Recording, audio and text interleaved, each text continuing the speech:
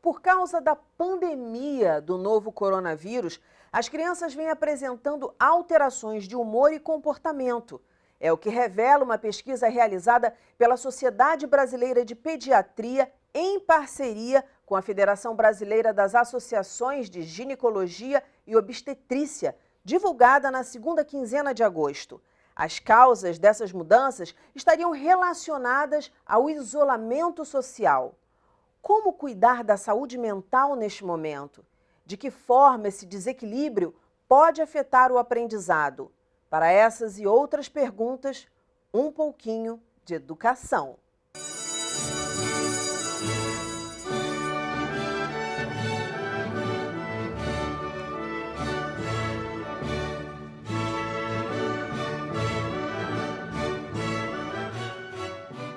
Minhas convidadas são a presidente da Associação Brasileira de Pediatria, Luciana Silva, a psicopedagoga institucional e clínica, Daniela Jansen, e a socióloga, integrante da Sociedade Psicanalítica Iracy Doyle, Ingrid Gerolimic. Muito bem-vindas ao programa. Queria começar com a Luciana, perguntando quais são os principais sintomas aí que estão assolando as crianças e os adolescentes nesse momento de pandemia. Cumprimento a todos vocês. Hoje quero dizer que nós todos estamos vivendo muitas mudanças nesse período de pandemia. Assim também acontece com as crianças e os adolescentes. Nessa pesquisa que nós fizemos recentemente com pediatras de todo o Brasil, algumas coisas chamaram bastante atenção. A primeira delas, que, infelizmente, o nível de vacinação diminuiu. E eu quero aqui chamar a atenção que, mesmo em tempos de pandemia, todas as crianças e adolescentes devem manter o seu calendário vacinal. Outra coisa que nos chamou a atenção é que aumentou o tempo de tela das crianças e adolescentes, aumentou a falta de atividade física, aumentou a obesidade e aumentaram também os transtornos de comportamento.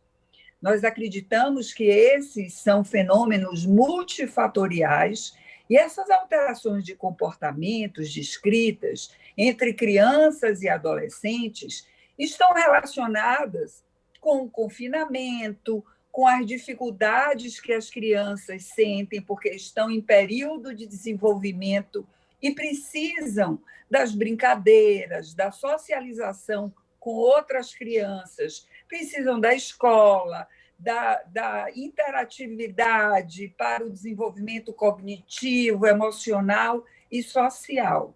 Mas, claro, que há formas de reverter esse panorama, a família conversando com o seu pediatra para orientar a questão das crianças e dos adolescentes participarem das atividades domésticas, para fazerem atividade física, para fazerem brincadeiras com a própria família, em casa ou em espaços públicos, enfim. Essas alterações comportamentais estão relacionadas com mais tristeza, tédio, irritabilidade, e nós não podemos nos esquecer que também nesse período aumentou a notificação da violência contra crianças e adolescentes. Nossa, isso, muita coisa aumentou, né? E que a gente ainda vai ver os resultados no final. Eu acho que a Daniela vai poder falar também um pouquinho disso. Aumento de ingestão de bebidas alcoólicas, de remédios calmantes. Eu acho que tanta coisa aí, violência doméstica. Esse não é o nosso foco aqui, mas, enfim, é bom a gente deixar registrado, até para que as pessoas possam pensar, refletir a respeito do que está ocorrendo com elas. Essa também é a função do educação. Você falou aí de uma série de questões relacionadas ao comportamento. E eu acho que isso cai por terra, eu acho que Ingrid vai poder falar muito bem a respeito disso, da questão da gente achar, não, eles se dão, a forma de se relacionar entre eles é diferente. A internet vai dar conta disso. E o que a gente Não está dá, vendo é que a internet não está dando conta disso. não dá. Muito bem. Ingrid, de que forma você acha, e também Daniela, de que forma vocês acham que a internet não dá conta disso? Porque era uma ilusão dos pais. Ah, não, ele está socializando lá no quarto, ele fica trancado no quarto com os amigos, jogando videogames por horas, ele está com amigos, ele mora, sei lá, no Recife e está conversando com amigos no Rio de Janeiro. Olha que legal, tem a troca, né, cultural também. E me parece que essa fórmula que as pessoas achavam que tinha esse lado positivo, que eu até acredito que ainda tenha, em demasiado, como em tudo na vida, não é o que a gente estava pensando. Quero agradecer o convite de vocês, é um prazer enorme estar aqui com a Daniela, a Luciana, com você. Daniela, muito obrigada. Bom, essa questão da internet acho que é muito importante, porque se a gente for parar, a internet ela tem, obviamente, muitas qualidades e ela pode potencializar, inclusive, a questão do ensino, que a gente, com a pandemia, a gente vê que isso vai se tornar o novo normal, né? Não sei se essa expressão cabe mais essa questão do novo normal, o que vai ser o ensino. Então, essa questão do ensino online, ele está presente, tem que ser discutido, porque veio para ficar, né? Independente da pandemia, está vindo para ficar. Mas tem a questão dos efeitos extremamente nocivos da internet, né? Existem pesquisas que mostram, inclusive, que com a quantidade maior de tempo que os jovens passam acessando a internet, aumenta também o número de casos de depressão e ansiedade. Né? 1 em cada 10 jovens do Brasil hoje, adolescentes, sofrem aquilo que a gente chama de cyberbullying, né? Que o bullying que a gente conhece, aquela expressão, né, da violência psicológica, inclusive da violência física nas escolas, hoje vai para o ambiente também das redes sociais. Né? A gente vê as redes sociais, por exemplo, o Instagram, como um espaço que vende uma realidade que não é a realidade de muitos jovens. Então, quando você vê aquela realidade que, na verdade, não existe para a grande maioria das pessoas, gera também esse efeito de comparação, né? De você achar que a sua vida está sempre aquém, está sempre distante daquilo que você vê nas redes sociais. Então, todas essas questões são fundamentais para que a gente possa pensar um ambiente das redes mais saudável para os jovens também, tanto do ponto de vista educativo, né? E aí tem uma série de coisas, por exemplo, até os algoritmos das redes sociais fazem com que os jovens que acessem um determinado conteúdo fiquem presos àquele determinado conteúdo, que é o que mais vai chegar para ele, porque o algoritmo, quanto mais você pesquisa sobre um assunto, mais você recebe sobre eles. E faz com que esses jovens fiquem presos nessa teia e não consigam enxergar além, quer dizer, não consigam usar a internet pelas inúmeras qualidades que ela tem. E hoje acabam usando de uma forma extremamente nociva para a sua saúde mental. Quer dizer, você tem um cardápio aí de opções, mas, na verdade, o algoritmo ele faz exatamente o contrário. Ele tira de você esse cardápio e coloca só aquilo que você curtiu. Eu já reparei isso. Essa semana você deu tantas curtidas em situações assim, assim, assado. E aí ele começa a jogar para mim isso. Isso que você está falando é muito interessante, aí a gente não está falando, e aqui no Educação a gente não fala de educação só na escola, a gente fala de educação para tudo, de educação na vida, do que a gente precisa aprender e aprender. E é muito interessante, porque eu comecei a fazer uma série de lives no Instagram exatamente por conta disso. As pessoas vinham no meu direct e falavam, Dani, poxa, está todo mundo tão feliz nas redes sociais que eu estou me sentindo sozinha. E aí eu tive a ideia de fazer essa série Confinados. E tem sido muito legal. Quando eu não gravo, as pessoas falam, é o ponto alto do meu dia. Porque é um momento ali em que as pessoas dividem as suas angústias, na verdade é um grande bate-papo, é uma aglomeração virtual. E eu acho que isso é importante nesse momento para a gente ter essa troca. Eu queria ouvir um pouquinho também a Daniela, porque essa exposição foi como a Ingrid falou, causa uma série de problemas. Como é que a gente faz para evitar isso e esclarecer para as nossas crianças e os nossos adolescentes que, na verdade, sem chegar a Adorno, aos grandes pensadores, né, da sociologia, mas explicando para eles que aquilo é uma reprodução de um mundo que quer te vender uma coisa que ele não é, de uma realidade que não tem aderência com o que realmente ocorre, que propõe uma coisa, mas que é outra, e que a gente acaba embarcando, né, e fazendo parte disso, reproduzindo. Está todo mundo feliz? Não está todo mundo feliz, gente, está todo mundo ferrado, né? Porque assim, como é que você pode estar feliz com gente morrendo, tendo que usar máscara, não vendo a sua família? Enfim, Daniela, ajuda a gente aí nessa reflexão. Bom, primeiramente agradeço também pelo convite, né? É uma alegria estar aqui com vocês falando sobre esse assunto, que é um assunto que permeia a minha vida, né? A vida de consultório. Eu acho que tanto o que a Luciana e o que a Ingrid falaram está super de acordo com o que a gente tem percebido no consultório. O que eu quero primeiro deixar aqui para as pessoas, antes de entrar nesse assunto, é que a aprendizagem, de forma geral, ela depende de múltiplos fatores, né? Então, nós utilizamos muitos sentidos das crianças para o processo de aprendizagem. E o fator emocional, ele é um deles.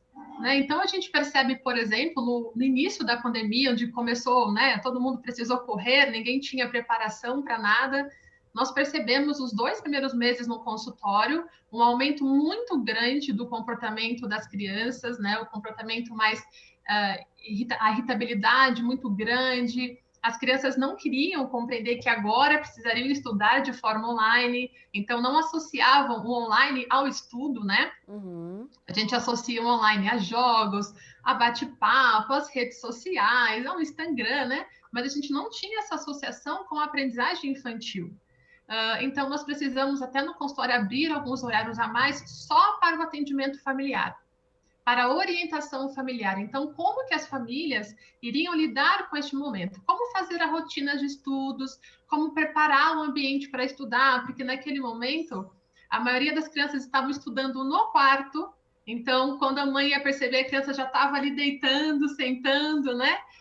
Porque está dentro do quarto dela. E ela associa o quarto a um lugar de descanso, de diversão, não a um ambiente de aprendizagem. Então, Quais as dicas que você daria e que você deu para os seus clientes, pacientes? Legal. A primeira coisa que a gente informa a família é a conversa, né? Tanto a criança, quanto o pré-adolescente, quanto o adolescente, eles precisam de uma conversa para que a gente coloque eles de fato no que está acontecendo. Naquele momento, todo mundo teve muito sentimento do medo, né? Do desespero. E agora? O que vai ser?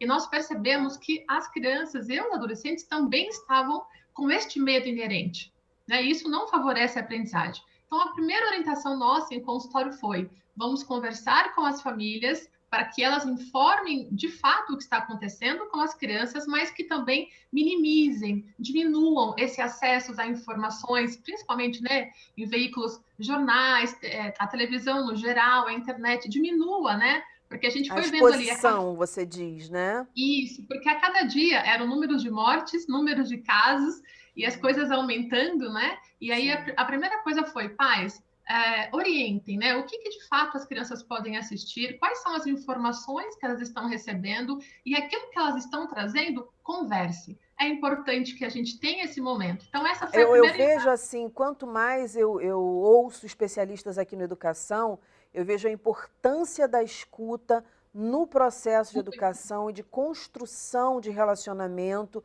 familiar. Eu não sei se todas concordam aqui, mas é o que eu tenho ouvido sempre. Sempre o primeiro ponto que vocês tocam é a escuta. Sim, porque aquilo que eles trazem é o que está mais gritando ali emocionalmente, né? Então, é importante esse acolhimento. E a segunda orientação que nós demos, que foi extremamente importante, é: prepare o ambiente para o estudo. Então, não dá para você ficar estudando dentro do seu quarto, com a luz apagada, no conforto, né? Então, a gente foi ali com cada família, claro, dentro da sua realidade, estruturando um local para o estudo, preparar a mesa de estudo, deixar um copo de água para que a criança não precise ficar indo, né, tomar água, ir ao banheiro antes de iniciar as aulas online, ter um momento do dia para o estudo extra, né? Porque as escolas estavam dando ali no começo muitos exercícios para casa, para treinamento mesmo. Então, nós estipulamos rotinas de estudos, horários para estudar, para brincar, para descansar com a família. Então, com todos os pacientes, desde crianças do pré-escolares quanto com adolescentes, nós sentamos com todas as famílias e criamos uma rotina de estudos. E isso, para nós, foi o que, de fato, deu mais resultados neste momento. Disciplina é liberdade, já dizia Renato Russo. Pois não, Daniela, Luciana. uma coisa importante também é o exemplo dos pais, né? Que às vezes é mais importante do que as palavras. Então, os pais bem orientados e atentos a seus filhos e seus adolescentes têm a capacidade de desenvolver um pensamento crítico e elaborar a situação com criatividade junto de seus filhos. É muito importante essa reflexão conjunta. E é Sim. só falar em relação a essa responsabilidade do Estado também, que é fundamental nesse processo, né? A gente está falando aí, por exemplo, das escolas públicas, onde a realidade é absolutamente diferente. A pandemia, inclusive, ela trouxe essa questão à tona ainda, ela sempre existiu, mas a pandemia ela mostra isso ainda com mais crueza, né? A diferença entre os alunos das escolas particulares para os alunos das escolas públicas. Então, é fundamental também que se pense cada caso, ou seja, a merenda escolar é uma questão fundamental para muitas crianças, né? Elas precisam da merenda escolar, é um alimento importantíssimo do dia delas, e muitos pais não têm como financiar isso. Então, todas essas questões, a merenda escolar, a questão do espaço, a internet, né? A tecnologia que vai ser utilizada, o material que essa criança vai estudar, caso ela não tenha, por exemplo, esse tipo de acesso, tudo isso também tem que ser pensado de uma forma integrada, né? Porque muitos desses pais, infelizmente, não têm condições de fornecer esse tipo de apoio para as crianças, porque eles próprios estão envolvidos em uma série de questões, que é da própria sobrevivência, né, da questão do trabalho e tudo mais. Então, é fundamental também que se pense políticas públicas que possam atender a esses jovens para que não exista também um déficit em relação aos estudantes que têm acesso, né? Certamente. Sim. Luciana, como é que foram escolhidas as pessoas que iam ser ouvidas? Quantos profissionais foram ouvidos? Durante quanto tempo? Como é que foi a realização desse levantamento? Esse levantamento foi feito durante 2 meses, os últimos 2 meses, com 1.540 participantes, tá? E aí se fez um questionário, né, sobre as questões envolvendo a amamentação, a vacinação, a questão das alterações comportamentais que os pediatras percebiam nesse período. E o pediatra é um profissional muito importante porque ele não só trata de doenças, mas ele é um protagonista indispensável para orientar bons hábitos, hábitos que levem à saúde. Então, ele é fundamental para orientar a vacina, orientar a amamentação, orientar o tipo de nutrição, orientar a atividade física, não é? Orientar o tempo disponível de tela. No nosso site da Sociedade Brasileira de Pediatria, existem alguns documentos abertos e uma área só voltada para a pediatria para famílias, onde há documentos sobre a orientação do tempo de tela, que as crianças, dependendo da idade, devem ficar, porque, infelizmente, o Brasil é o país onde as crianças passam maior tempo diante das telas.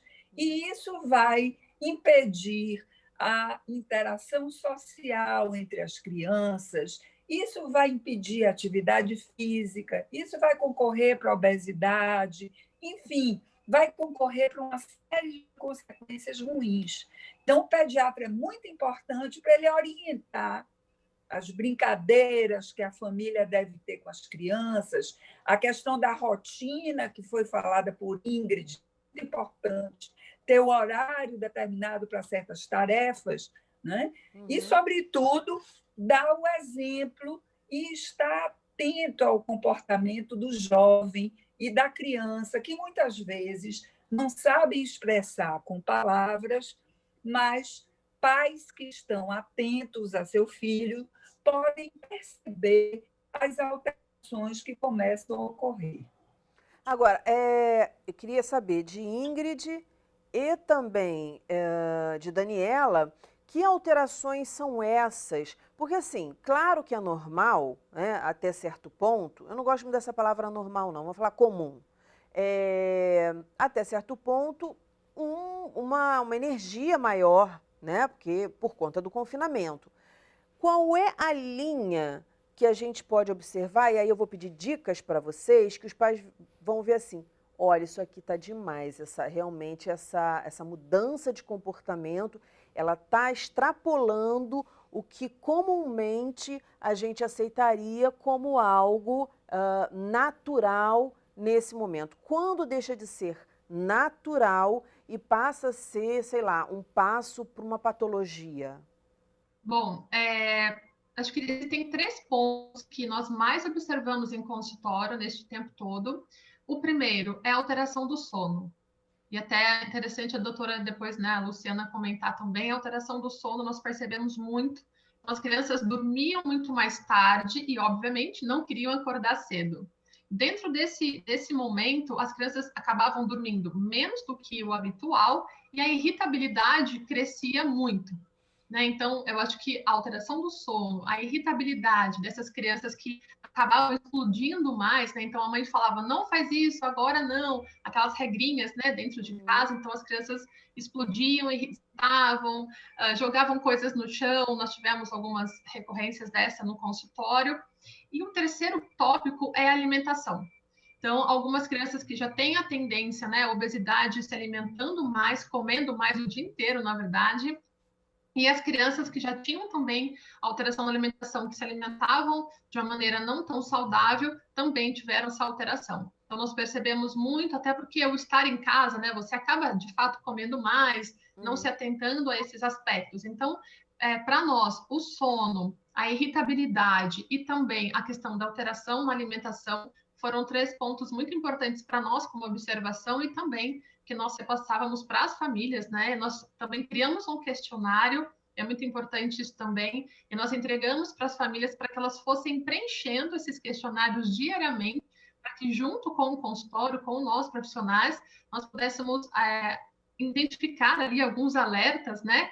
Que nós temos como indícios aí para esse aumento de estresse, de ansiedade, de distúrbio de sono, de depressão também, as crianças que já têm essa propensão, né? Nós percebemos bastante no momento. Ingrid, com relação a isso, como é que a gente substitui, né? Como a gente tenta contornar, porque não há substituição do contato humano, o pessoal ali, né? O presencial, o toque, enfim. Mas como é que a gente tenta superar isso nesse momento? Primeiro, eu acho que a gente tem levar em consideração esses sentimentos dos jovens, porque a gente tem talvez uma tendência, né, dos adultos a dizerem isso é uma fase, isso é coisa de adolescente, pré-adolescente, vai passar. Eu acho que a primeira coisa é levar a sério, né? É olhar de fato para essas questões junto com esses adolescentes, é ter essa conversa, é ter esse diálogo e mostrar esse acolhimento, isso é fundamental, né? A gente vê que os dados do SUS, por exemplo, mostraram que de 2015 a 2018, em 3 anos apenas, aumentou em 115% o número de jovens que buscam auxílio para a saúde mental, em casos de depressão e ansiedade. Então, a gente vê que, primeiro, também, a depressão, a ansiedade, eles hoje são problemas sociais, né? Ele vai para além dessa questão, a gente já está extrapolando, e aqui eu falo como socióloga, mas é, de fato, problema social. A solidão, por exemplo, você estava falando essa questão da conexão, a solidão virou uma pandemia, ela é considerada uma pandemia, ela é considerada um problema de saúde pública, né? A Inglaterra, por exemplo, criou um ministério da solidão para poder lidar com esse tema. Mas quando a gente fala da solidão, a gente pensa o quê? Né? Nos velhinhos que estão em casa, que estão perdendo seus parentes e tudo mais. Não é.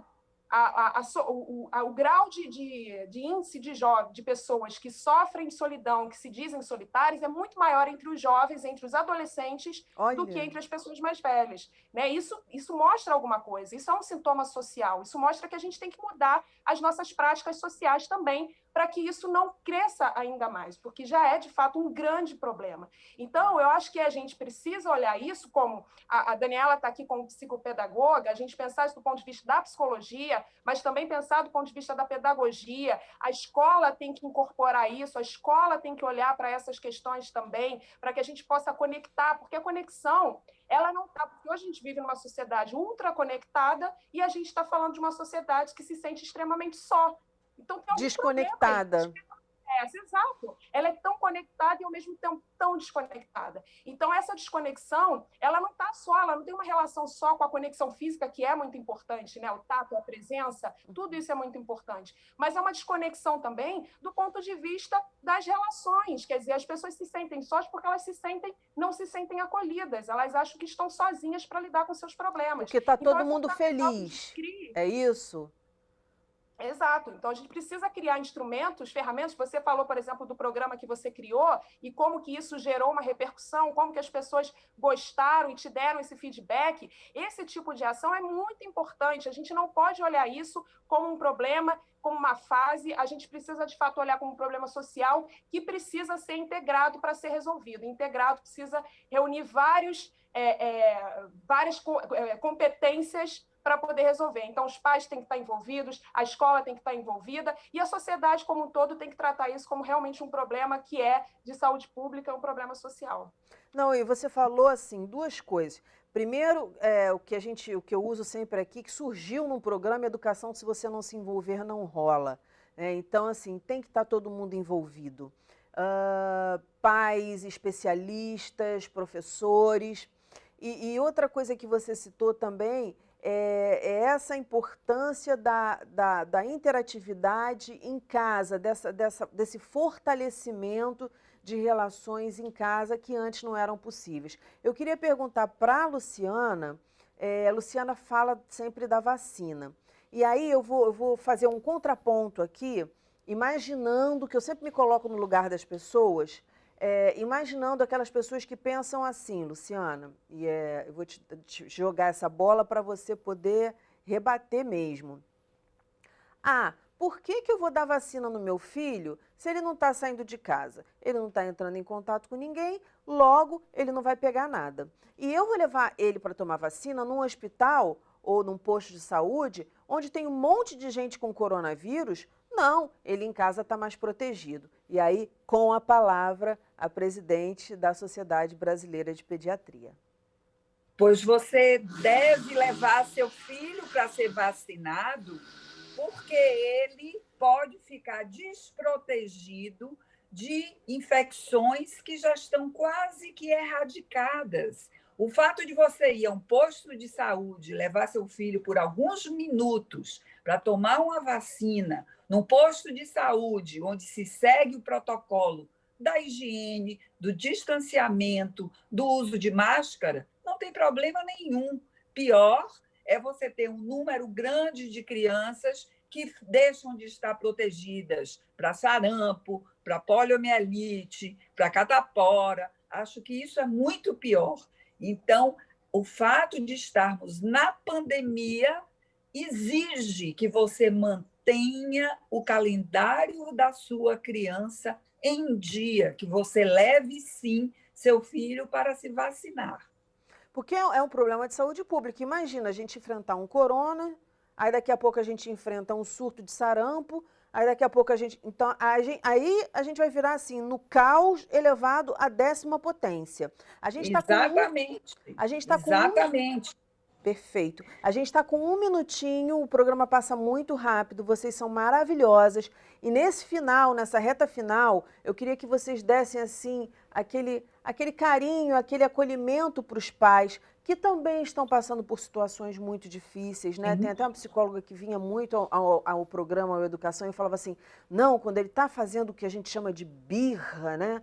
Respira fundo, se autorregula primeiro para depois você tentar resolver o problema. E aí, quais as dicas para se autorregular nesse momento para esses pais? Porque não é fácil ter que lidar com as suas angústias e com a angústia também de um ser que depende de você e que tem você como um modelo de autoridade. Os pais também estão num momento delicado, muitos em home office, outros foram desempregados. É difícil também articular o tempo de trabalhos dele com o tempo de estar com os filhos dentro de casa. Organizar isso tudo requer muita energia, né? Mas eu penso também que essa pandemia está servindo para muita reflexão. E eu acho que as pessoas precisam entender que precisam de tempo e que podem utilizar esse tempo para valorizar mais o contato com os filhos, ir para a cozinha com os filhos mais crescidos e prepararem uma refeição juntos, fazerem uma atividade física junto, ficarem mais próximos, não é? Aproveitar o limão que nos foi dado e fazer uma limonada com a pandemia de maneira crítica. Perfeito. Pedi para vocês só darem as dicas mesmo, supra-sumo das dicas, que o nosso tempo já acabou. Vamos lá, Ingrid. Não, quero só dizer para as mães têm tido um papel, né, para além de tudo, como vocês disseram que passam, têm tido um papel também de grande responsabilidade nisso, então dizer que vocês precisam também buscar esse apoio com outras mulheres para que possa também ter essa troca. A gente está vivendo um momento absolutamente atípico na história da humanidade, nós nunca passamos por isso. Tá tudo bem errar, né? Tá tudo bem também pegar e tirar um tempinho para cuidar de si, porque se a gente não estiver bem, a gente não consegue cuidar de ninguém. Então é importantíssimo que essas mulheres também cuidem de si, olhem para si, porque antes de mais nada elas são seres humanos, apesar de estarem cuidando de um outro humano, elas precisam de fato olhar para dentro, respirarem, saber que elas também precisam desse tempo de descanso. E aos homens, né, os pais, que façam esse trabalho também, que dividam esse trabalho, porque isso não é ajuda, isso é uma responsabilidade conjunta. Perfeito. E deve ser tratada como tal. Então, perfeito. É isso. Pai não ajuda, pai tem a obrigação de dividir as responsabilidades. Perfeito, Ingrid. Daniela. Rapidinho, eu também quero, né, deixar aqui a minha solidariedade, né, aos pais, às famílias, como todas falamos aqui, foi um momento em que fomos colocados, ninguém estava preparado para isso, e tudo bem também os pais errarem, né, às vezes os pais têm essa culpa em si, né, então se o filho não está conseguindo é porque nós também não estamos dando conta. É importante, como falamos aqui, o contato, a união, o conhecimento, criar identidade com os filhos, mas também tudo bem os pais, vocês não saberem, né, não terem informações, busquem ajudas, né, tanto ajudas dentro da escola, quanto ajudas, né, da pediatra, nós em consultório, enquanto psicopedagogos, busquem ajuda daqueles que estão preparados para auxiliarem vocês nesse momento também. Tudo bem fazer uma yoga, tudo bem meditar, tudo bem se trancar no quarto por meia hora, 40 minutos para escutar uma música, ir lá tomar o seu solzinho, para se revigorar e poder estar melhor para todo mundo da família. Gente, muitíssimo obrigada pela participação de vocês aqui no programa. A gente sabe que a área que vocês estão, as áreas que vocês estão, são áreas que estão demandando mais trabalho até do que antes da pandemia. Então, agradeço, parabéns pelo trabalho e sucesso. A gente vai superar essa fase, se Deus quiser. O nosso programa fica por aqui. Na segunda-feira tem muito mais, às 9 horas da noite. Educação, se você não se envolver, não rola. Momentos de paz e até lá.